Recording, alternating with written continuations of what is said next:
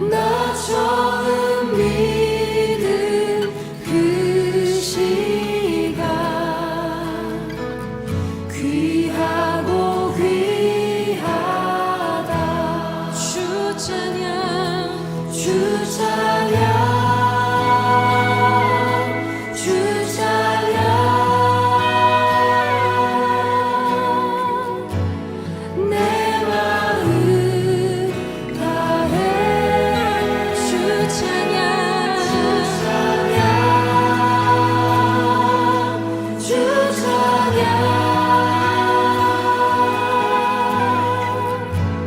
내 생명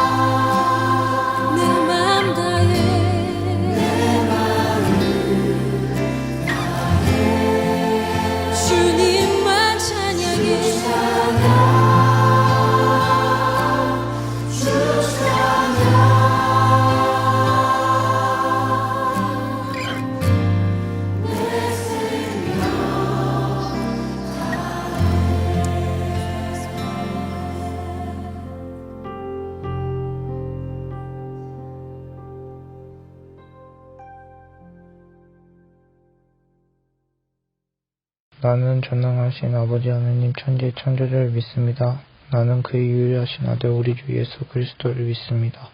그는 성령 잉태되어 동정녀 마리아에게서 나시고 본디오 빌라도에게 고난을 받아 십자가에 못 박혀 죽으시고 장사된 지 사흘 만에 죽은 자 가운데서 다시 살아나셨으며 하늘을 오르시어 전능하신 아버지 하나님 우편에 앉아 계시다가 거기로부터 살아있는 자와 죽은 자를 심판하러 오십니다. 나는 성령을 믿으며 거룩한 공교회와 성도의 교제와 죄를 용서받는 것과 몸의 벌과 영생을 믿습니다. 아멘. 사랑의 하나님, 오늘 주님의 부활의 소식이 온 세상에 전파되게 하여 주시고 온 땅과 온 하늘이 주님을 찬양하게 하옵소서. 우리는 십자가 고난을 통해 우리의 죄와 허물을 대속하시고 사흘 만에 부활하신 주님을 믿습니다. 오늘 거룩한 부활주일에 주님의 부활하심을 찬양하며 신령과 진정으로 이 예배를 주님께 드립니다. 주님 홀로 영광 받아 주옵소서. 주님, 우리 울산 삼산교회 중고등부 모두가 하나님 중심으로 말씀 중심으로 생각하고 행동하며 믿음으로 살아가는 주님의 자녀가 다 되게 하옵소서. 성령님, 우리 안에 항상 함께 계셔서 성령 충만하게 하옵소서. 우리에게 주어진 모든 것들을 통해 주님의 영광만이 드러나게 하옵소서. 오늘 주시는 하나님 말씀을 통해 주님의 사랑이 우리 마음에 강같이 넘치게 하시고 우리 중고등부 모두가 주님의 부활의 증인으로 살아가게 하옵소서. 주님을 사랑합니다. 주님을 찬양합니다. 우리 주 예수 그리스도 이름으로 기도드립니다. 아멘. 오늘 하나님께서 우리에게 주시는 말씀은 요한복음 11장 25절에서 27절까지 말씀입니다. 하나님의 말씀은 요한복음 11장 25절에서 27절까지의 말씀입니다. 저와 여러분이 한 절씩 교독하겠습니다. 예수께서 이르시되 나는 부활이요 생명이니 나를 믿는 자는 죽어도 살겠고 무릇 살아서 나를 믿는 자는 영원히 죽지 아니하리니 이것을 내가 믿느냐. 함께합니다. 이르되 주여 그러하외다. 주는 그리스도시요 세상에 오시는 하나님의 아들이신 줄 내가 믿나이다. 아멘. 할렐루야, 반갑습니다 친구들. 오늘은 부활주일입니다. 부활주일을 맞아서 오늘은 그동안 했던 창세기와 출애굽기 강의를 잠깐 멈추어 두고서 부활에 대한 말씀을 좀 나누어 보려고 합니다. 자, 친구들은 부활에 대해서 얼마나 자세히 알고 있나요? 부활, 다시 죽었다가 살아나는 것이라고 생각은 하고 있지만, 그리고 장차 우리가 부활하게 된다라고 우리가 알고는 있지만 부활이 명확하게 무엇을 말을 하는 것인지 우리가 쉽게 알기 어려운 것을 보게 되어집니다. 그래서 오늘은 부활이 무엇인지, 부활의 의미가 우리에게 무엇인지 하는 것을 한번 살펴보려고 합니다. 먼저 부활을 알기 위해서는 성경 말씀을 보아야 합니다. 간혹 죽었다가 다시 살아났다, 사고 때 정신을 잃었는데 그 정신을 잃은 동안에 천국을 봤다, 지옥을 봤다, 이런 이야기를 하는 사람들이 종종 있습니다만 그런 사람들의 말은 우리가 결코 믿을 수가 없는 것입니다. 우리는 유일하게 성경을 통해서만 부활을 미리 살펴볼 수 있다라는 것을 반드시 기억해야 할 것입니다.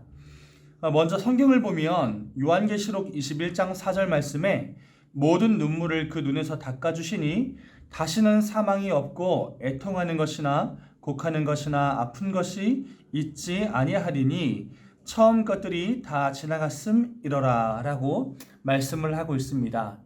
성경 말씀을 보면 죽었다 살아난 사람들의 이야기가 몇 차례 등장하죠.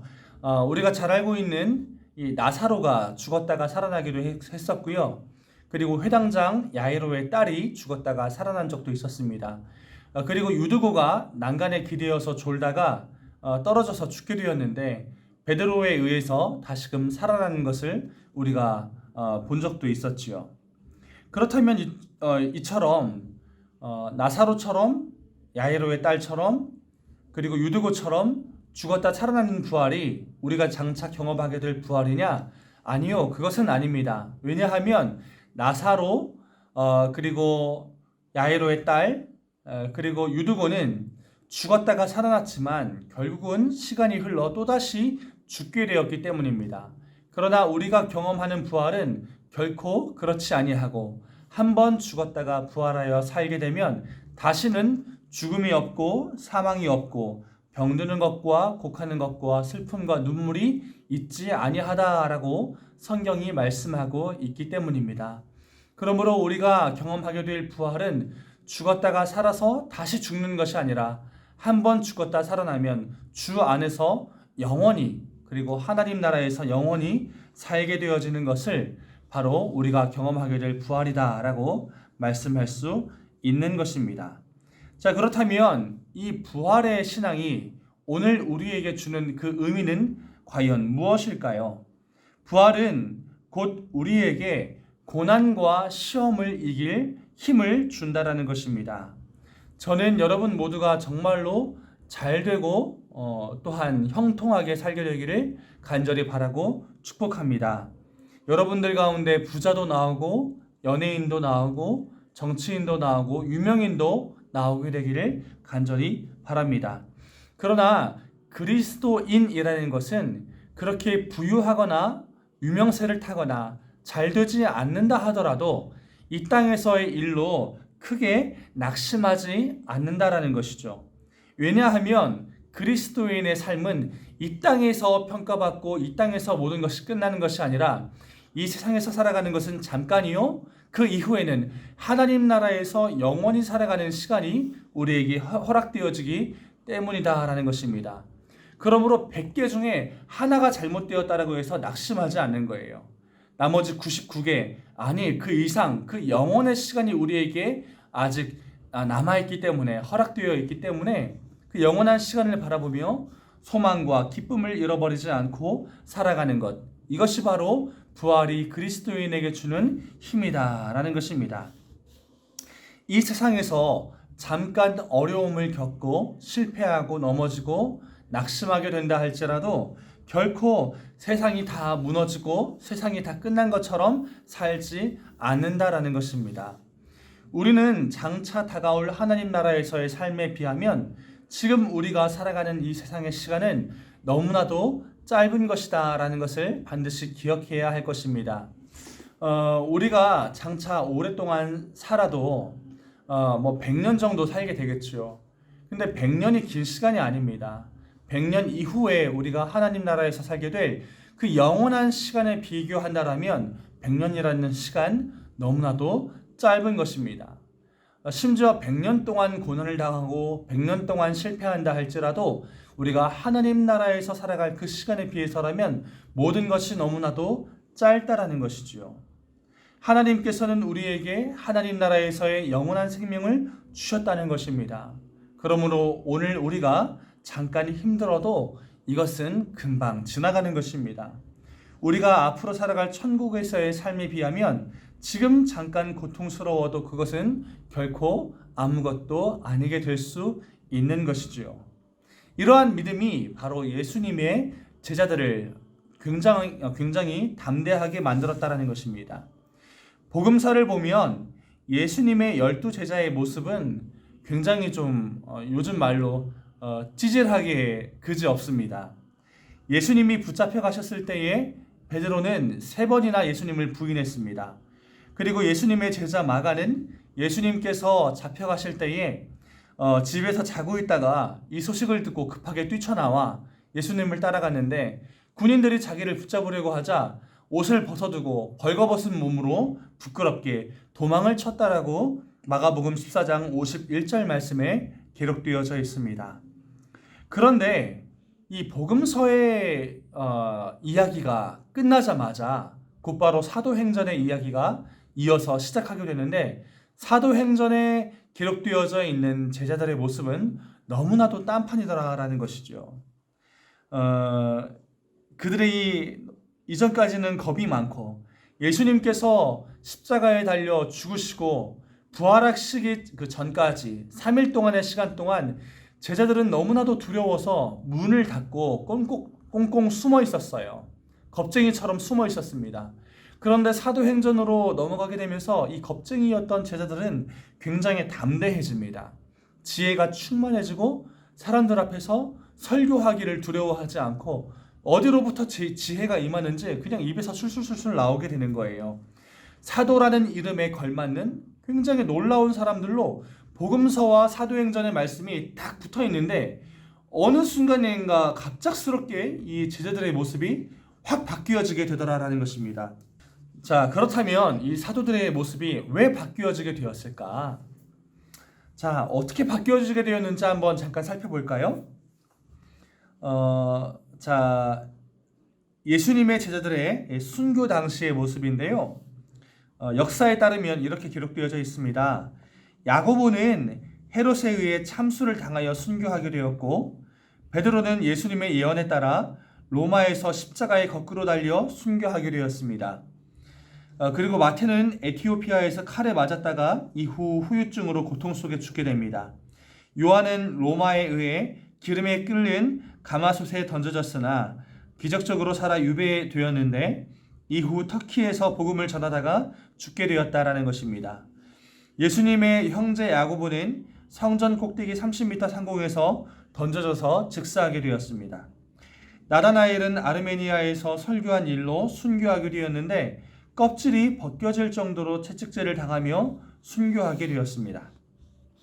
안드레는 그리스에서 X자형 십자가에 달려 순교하게 되었는데 그는 십자가에 못 박힐 때에 이렇게 말했다고 전해집니다.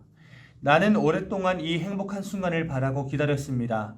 십자가는 거기에 달리신 그리스도의 몸에 의해 거룩하게 되어 있습니다. 이후에 십자가에서 죽기까지 이틀의 시간이 걸렸는데 숨을 거두는 순간까지 자기를 고문하는 사람들에게 복음을 전했다라는 것입니다. 손과 발에 못이 박혀서 십자가에 달려 있는데 그 자기를 고문하는 사람들에게 이틀 동안이나 복음을 전했다라는 것이죠. 도마는 인도에서 선교를 하다가 창에 찔려 순교하게 되었고 가룟 유다를 대신해서 제자로 뽑혔던 마띠아는 돌에 맞아 결국은 참수를 당하게 되었다라고 성경은 기록을 하고 있습니다. 그 어리버리하고 겁이 많던 제자들이 왜 갑자기 이렇게 일순간 모두 다 한 번에 바뀌어서 예수를 위해 죽는 것마저도 마다하지 않게 되었던 것일까요? 그것은 그들이 눈으로 예수님의 부활을 직접 목격하였기 때문이다라는 것입니다. 우리는 안 봤으니까 믿기가 어려워요. 안 봤으니까 부활을 잘 못 믿습니다. 그런데 그들은 봤다라는 거예요. 그들이 가지고 있는 눈으로 예수님의 부활 사건을 그들이 보았고 예수님과 부활하신 예수님과 함께 먹고 자면서 생활했고 예수님의 이야기를 그들이 들었기 때문에 그들이 예수님의 부활을 정말로 믿을 수밖에 없었기 때문에 그렇게 일순간 변화될 수 있었다라는 것이죠.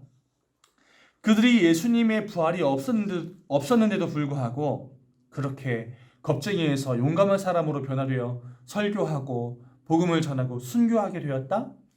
이것은 상식적으로 이해가 되지 않는 것입니다. 그들이 왜 이렇게 변할 수 있었는가? 그것은 그들이 예수님의 부활을 직접 두 눈으로 보았기 때문에 죽음까지도 마다하지 않고 주를 위해 살 수 있었던 것이다 라는 것이죠.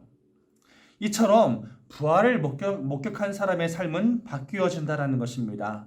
어떻게 바뀌어지게 되느냐?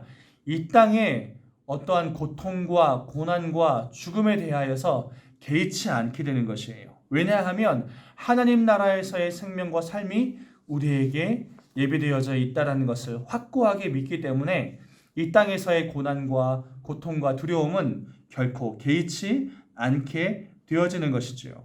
그리고 이제 인생을 살아가는 지향점이 바뀌게 되어지는 것입니다. 이 땅을 위하여서, 이 땅을 향하여서 살아가는 것이 아니라 저 높은 곳에 있는 하나님의 나라를 위하여, 하나님의 나라의 영광을 위하여 살게 되는 인생으로 바뀌어지게 되더라라는 것입니다. 그러므로 이 부활의 정신이 오늘 저와 여러분들에게도 있게 되어지기를 축복합니다.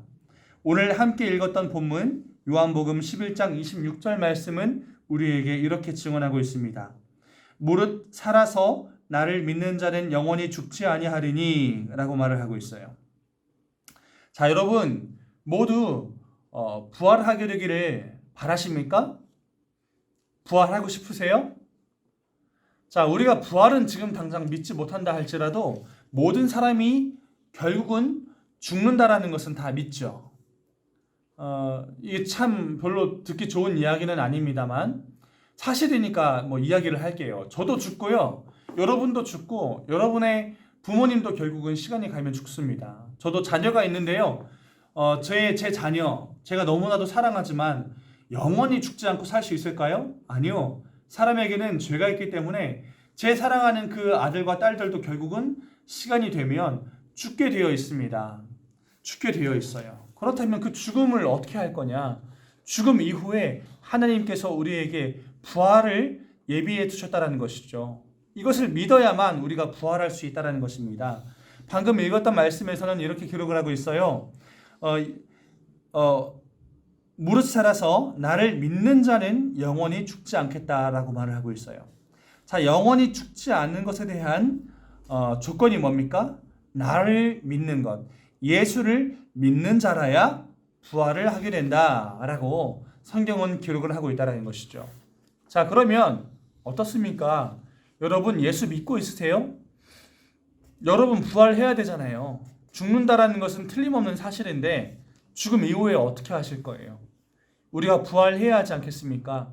자, 그렇다면 부활해야 한다라면은 예수를 믿어야 한다라고 했는데 여러분 정말로 예수 믿고 있느냐라는 것이죠. 예수 믿지 않으면 부활할 수 없다라는 거예요. 여러분 예수 믿고 있으세요? 오늘 이 부분에 대해서 우리가 반드시 경각심을 가져야 할 것입니다. 반드시 체크하고 확인하셔야 할 거예요. 구원의 조건은 믿음입니다. 여러분 예수 믿고 계세요? 그저 교회에 나오고 등록하고 또 오늘은 대예배 때 세례받는 우리 또 형님들과 누나들도 있거든요. 언니들도 있거든요. 그저 세례받고 그냥 예배 나오면 그게 예수 믿는 겁니까? 그냥 안 믿어져도 입으로 고백하면서 입으로 믿습니다 말하면 그게 믿는 것이 되는 건가요? 믿음에 대해서 명확하게 구분할 필요가 있어요. 믿음의 유사품이 있습니다. 그것은 아는 것입니다. 믿는 것과 아는 것은 다르다라는 것이죠. 텔레비전을 보면 아주 극악한 흉악범죄를 저지른 죄인인데 하나님께서 나를 용서해 주실 것입니다 하면서 인터뷰했던 것을 제가 봤던 적이 있어요. 그 사람은 하나님 믿으니까 천국 갈까요?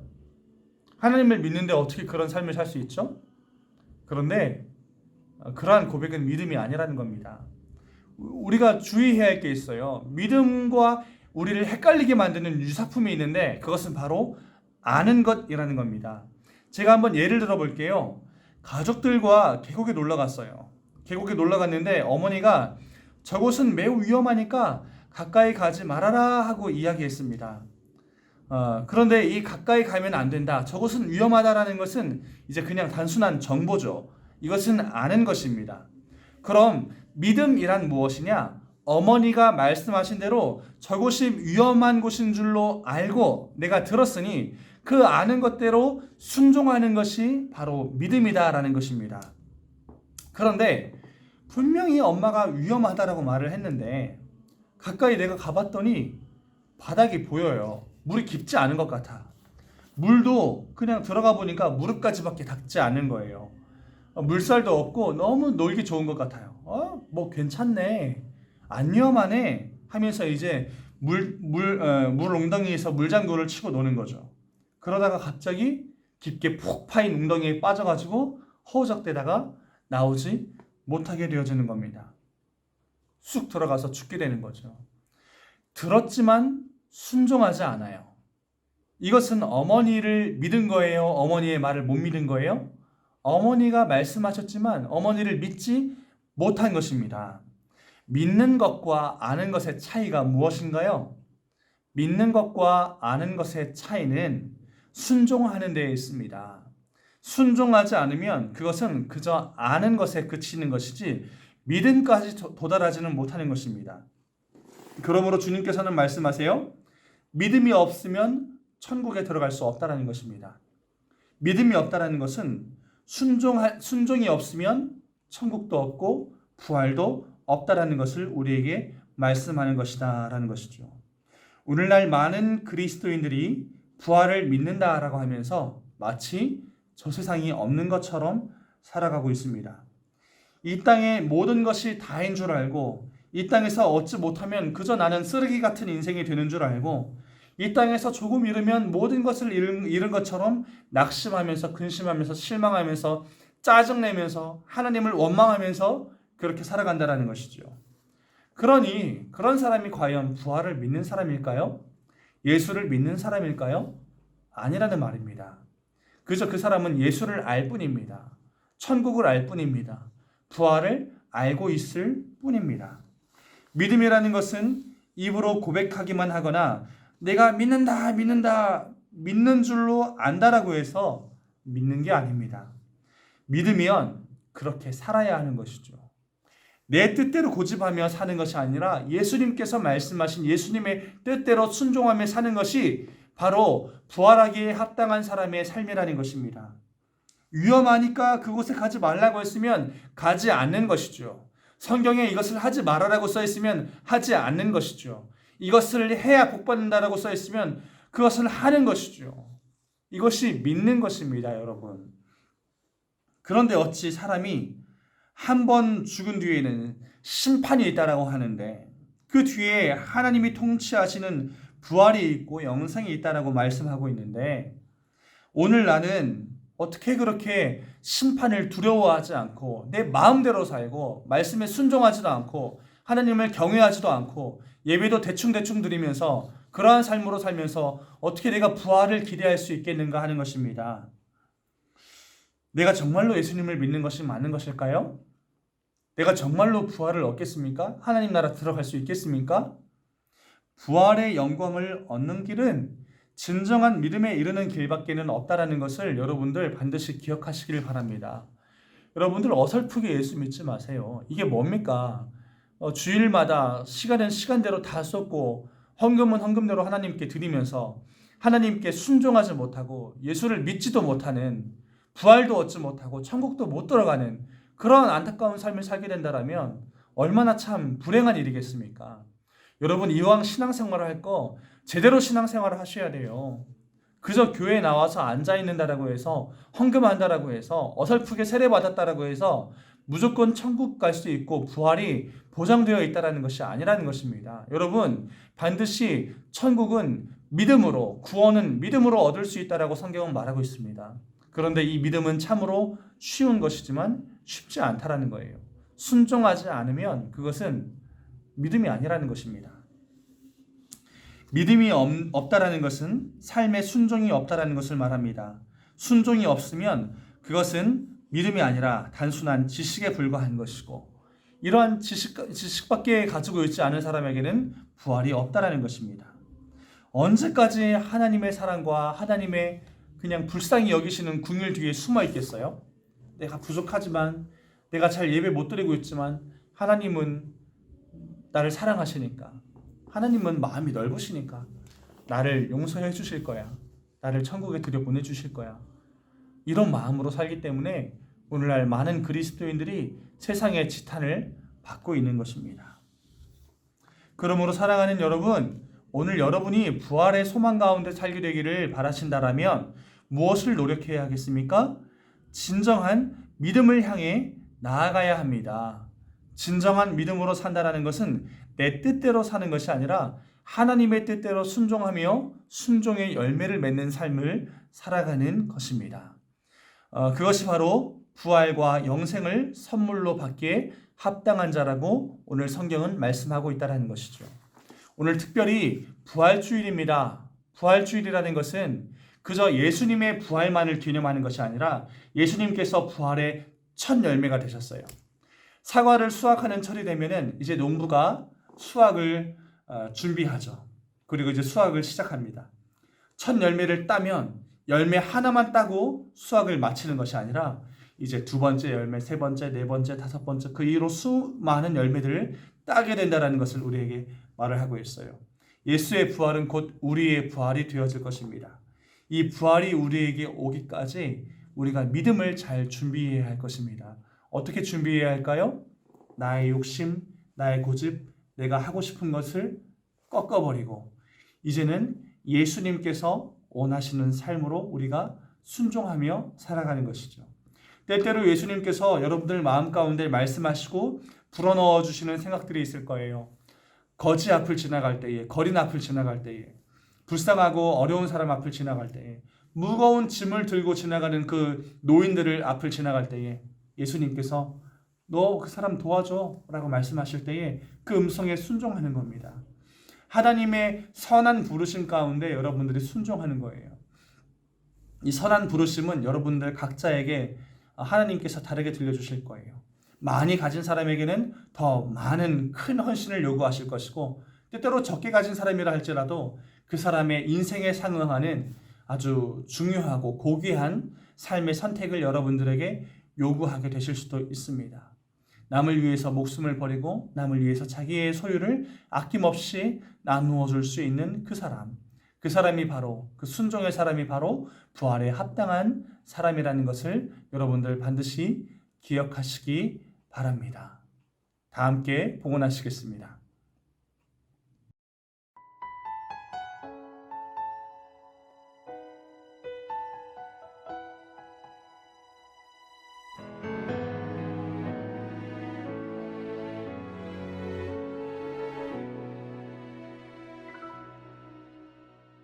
날 위해 십자가에서 깨뜨리신 사랑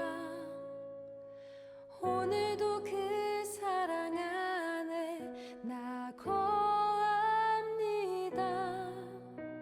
주님의 생명 내 안에 있고 주님의 사랑 날 강권하니 나 오늘도 주께 내 삶을 깨뜨립니다. 오 주여 내 삶을 깨뜨립니다. 주 머리 위에 붓습니다. 내 모든 삶과 생명을 주님 얻으소서. 오 주여 내 삶을 깨뜨립니다. 주 머리 위에 붓습니다. 주님께라면 아깝지 않습니다. 다 함께 기도하겠습니다. 하나님 감사합니다. 오늘 특별히 부활주일입니다. 우리에게 부활과 영생을 허락하여 주시고 약속하여 주시고 누구든지 그 문으로 들어올 수 있도록 문을 활짝 열어주신 하나님 너무나도 감사를 드립니다. 하나님께서는 우리를 위하여서 생명의 문을 활짝 열어두셨는데 이 세상의 많은 사람들은 그저 자기의 고집을 꺾지 못하고 하나님 앞에 불순종함으로 하나님을 믿지 못하고 믿음에 이르지 못함으로 말미암아 오늘도 생명의 문으로 들어가지 못하고 있는 수많은 사람들이 있다는 것을 우리가 보게 되어집니다. 믿는 자는 영원히 죽지 아니한다라고 우리에게 말씀하여 주신 주님, 우리가 이제는 정말로 주님을 잘 믿을 수 있기를 원합니다. 우리가 믿는 믿음대로 하나님 앞에 순종하며 우리의 순종으로 우리의 믿음을 증명할 수 있게 되어지기를 원합니다.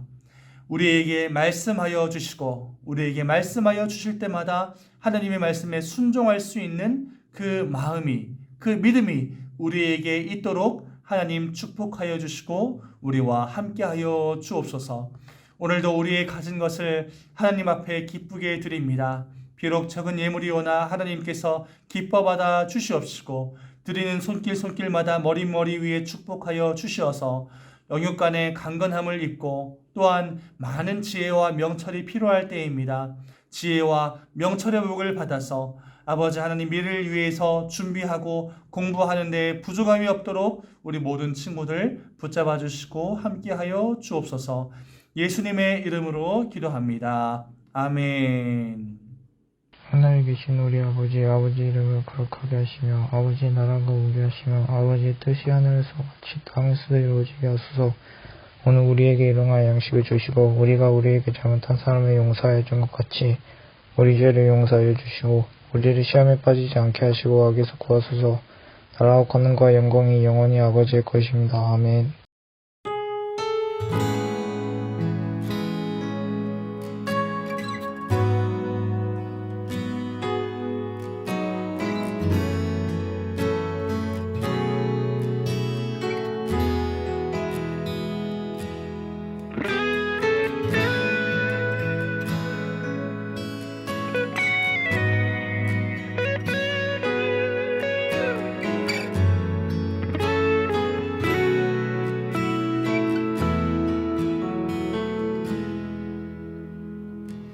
나 같은 죄인 살리신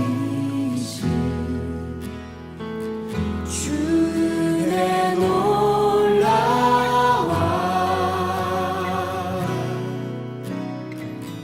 잃었던 생명 찾았고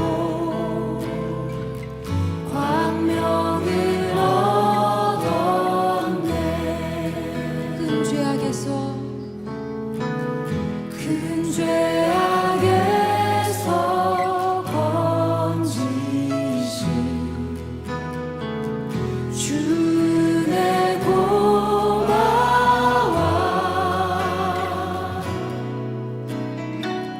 나 처음 믿은 그 시간 귀하고 귀하다. 주 찬양 주 찬양 주 찬양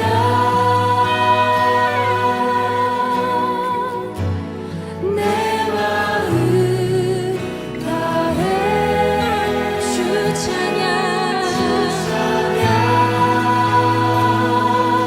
주 찬양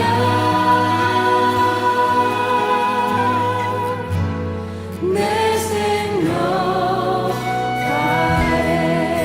다시 한번 나 같은 죄인 살리신 나 같은 죄인 살리신 주의 놀라와 잃었던 생명 찾았고 광명을 얻었네. 큰 죄악에서 건지신 큰 죄악에서 건지신 주의 고마워. 나 처음 믿은 그 시간 귀하고 귀하다. 우리 다시 한번 형제님들이 나 같은 죄인 살리신 나 같은 죄인 살리신 주